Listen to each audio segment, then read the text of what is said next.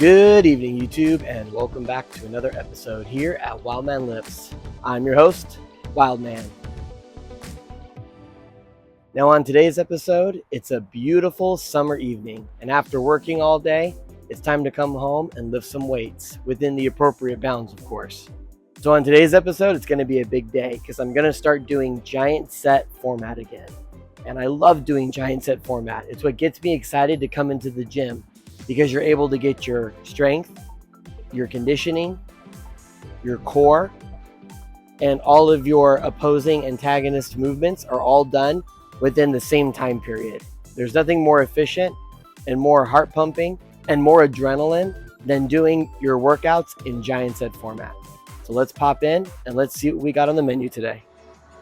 Now the key to creating a really good giant set is to do it in 4 parts. The first is the strength movement that you're trying to focus on. In this case, it'd be the bench. The second thing would be the antagonistic movement, which is usually an opposing muscle group. So that way everything is balanced and you're not getting any impingements or pulls and not enough opposite work. The third is core, which is either static, abdominal, or obliques. And the last one is some kind of cardio, athletic conditioning, or explosive movement. So you could take all 4 of those and focus on those within 4 separate movements. Or you could do something like I'm doing right now, which is farmer carries and single kettlebell farmer carries. The bench press with the buffalo bar is covering my strength focus for the day. But the antagonistic movement, core, and cardio is all being done by doing farmer walks. So the farmer walks hits all the rest of the 3 movements within my giant sets.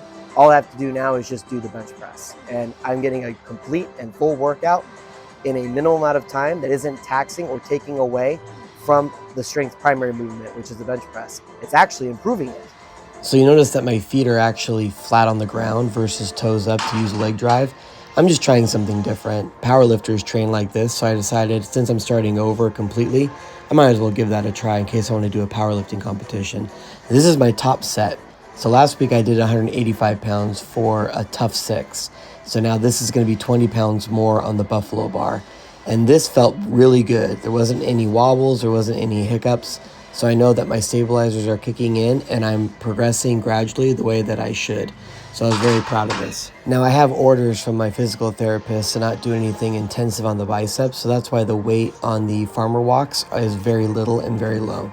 But I did want to involve my bicep a little bit, and that's why I'm doing these farmer walks to begin with. And I'm going to be using a multi-grip bar that's called the football bar. And the reason why it's called a football bar is because football linemen actually train on this bar because it mimics the movement that they do on the field. And a week ago, I wouldn't even be able to lift the bar. It would be too much strain on that bicep. So I'm very happy that now I'm able to do repetitions. I was only going to do 3 rounds with 135 pounds on the football bar, just to kind of get used to it again. And because deadlifting farmer walks with the lightweight and the sled drags were going so well, I decided to up the weight on the farmer walks to 212 pounds total. And I must say it felt really good. Between doing the incline bench with the football bar and doing these farmer walks at a heavier weight, I was beginning to feel back to normal again and being able to feel well-rounded and sturdy again. So this was a very big moment for me, because this is how I like to train overall, and I was able to get back into a normal routine. And I ended the session with a giant accessory of 3 rounds by doing what I call chest hitchhikers, because I usually do hitchhikers for my rear delts, but not for the front, so try it that way. And pull-off press to work my obliques. This is a great exercise that I love to do as an accessory, just to make sure that I'm getting some extra oblique work and some shoulder work as well. And face pulls. You know I love face pulls, and I couldn't do face pulls long ago, and now I can, so I was grateful for that.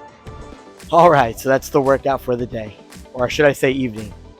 Sun's getting real low. In case you don't know that reference, that's an Avengers Hulk reference. Really appreciate everybody stopping by and working out with me this lovely evening. And I'll see you next time. Thank you.